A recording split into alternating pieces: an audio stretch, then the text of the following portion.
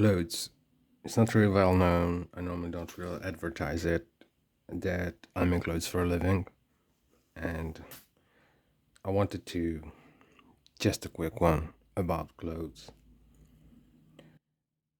Not really style wise, but more like function wise. I wouldn't really call this technical wear or tech wear for short, but I just wanted to go through my outfit very quickly because all of the clothes I skate in, I make them for a specific purpose and with very specific features in mind.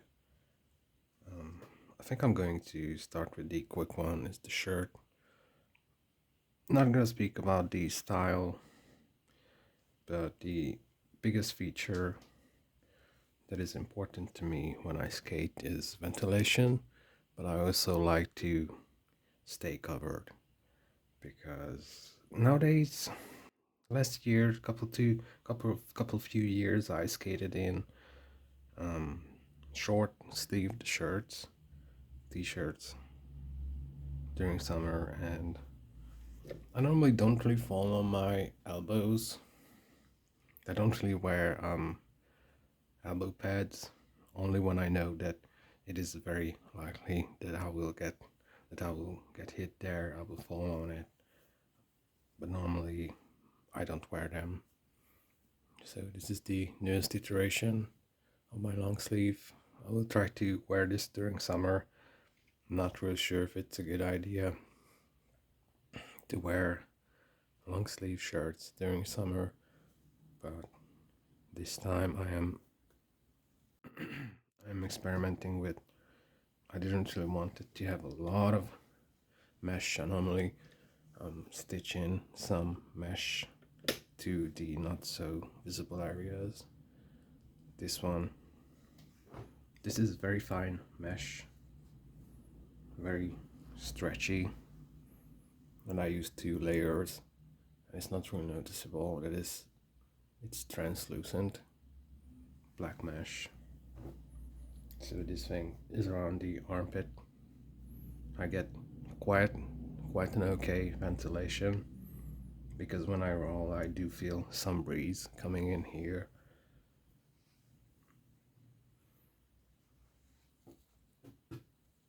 There are certain areas where sweat accumulates, and normally where I feel that I get the most sweaty is contact areas around the shoulders and the back, around the chest where our shirt is in contact with your body most of the time.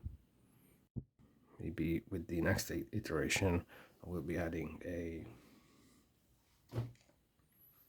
I will be adding some more 2 layer translucent black mesh on the back here around the spine to have more ventilation and more to allow more evaporation when I skate.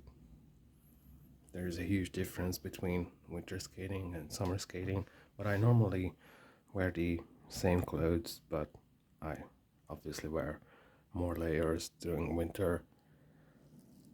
During summer, obviously I sweat a lot more. Even before I put on my skates, I'm already sweating when it's very hot. But during summer, it's very easy to evaporate because it's already hot. During winter, we don't really sweat a lot. But during an intense session, when I just end up when my clothes end up very soaking wet, it's really hard. It's hard to keep warm because all your clothes are wet, soaked in sweat, and there is pretty much no evaporation going on when the temperature is below freezing, for example. I use a somewhat similar approach on my cargo shorts, so this didn't really come to me. Neither of these side vents or inseam vents came to me as an idea. It came to me way before I restarted rollerblading. I used a different mesh. I used this scale pattern mesh, 2 layers of this as well. I normally wear black underwear, so it's not really awkward if I'm sitting down in a manly position, spreading a bit just to keep things cool. And if there's someone in front of me speaking to me, I don't think it's awkward or anything is visible. Maybe a little skin tone is could be picked up on my eyes, but I would guess it's probably better than skating around in very short shorts. Just an opinion.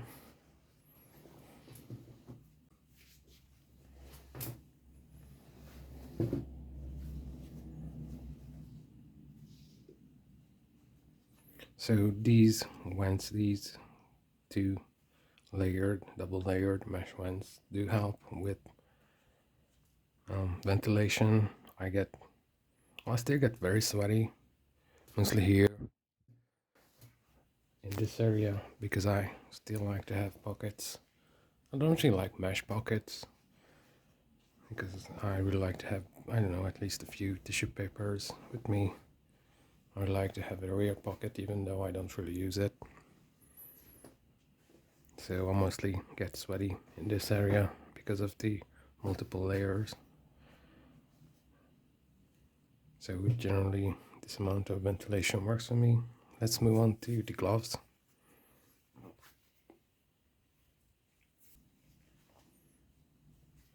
I just made these gloves. These are my gloves, V2.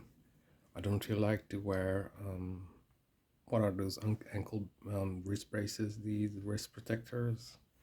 I cannot really articulate my wrists, and I just really find it important during skating that my wrist could move. But I also want to keep my wrists somewhat safe because if I ever break any bones in this area, that range of movement could cease or decrease.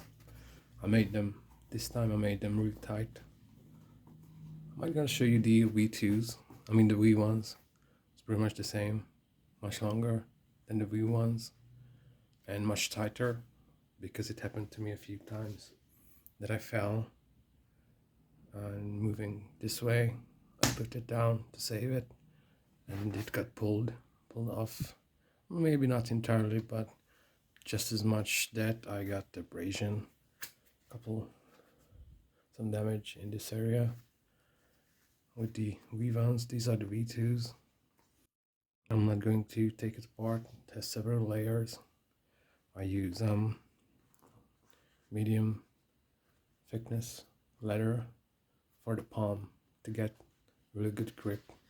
This doesn't really wear. It does get damaged, but it provides quite good grip when I need it. The outer layer is this synthetic material with micro holes. It's not really visible that it has these tiny holes, but I normally sweat into my gloves quite a lot after an intense session. The pattern is not symmetric. The leather and the padding inside wraps around the bottom of my palm. I wanted this update to make my wrist more protected from impact because there were a few falls. I rarely fall, but when I fall, I always hit mostly my right hand, right wrist, and it gets this quite heavy impact of the fall, and my weight gets put on the joint around the bones of the wrist. I'm not gonna get into the padding in a very deep detail. I just used a 1 centimeter thick yoga mat. I cut out this shape and inserted it into the pocket because the front is two layers, so I could slip the padding between those two layers, and I have one. I recently started using one extra layer of this is an old shoe sole that I started cutting apart. I tried a couple, and I will be trying out a couple other materials like gel, like these heel pads, gel heel pads, but this one is a foam, a 3 to 4 millimeter thick foam from an old shoe sole. I am thinking about on a couple upgrades. I'm thinking about putting something here that is either rigid plastic that is sliding, or something like TPU is like a rubbery plastic that folds. It could fold, but it would also have a little grip, but would provide some slide if I fall here in the most critical area.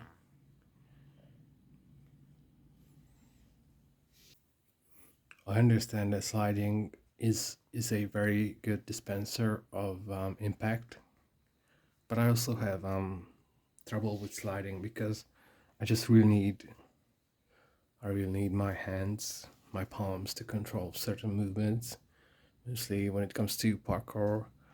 Or, well, technically, we do parkour on some level when we're trying to save our asses. Every time we miss a trick on a rail or pretty much anything. So, probably grip here is not the most ideal. But currently I prefer it to have some grip here with padding. Maybe in the future I will upgrade this with either rigid plastic in this area to disperse any impact onto a larger surface, or something that is semi flexible but provides more slide than this leather. So this was the video about clothes and clothing, what kind of functions I'm thinking about when I make clothes for specifically for rollerblading. I hope you enjoyed it. Thanks for watching. See ya.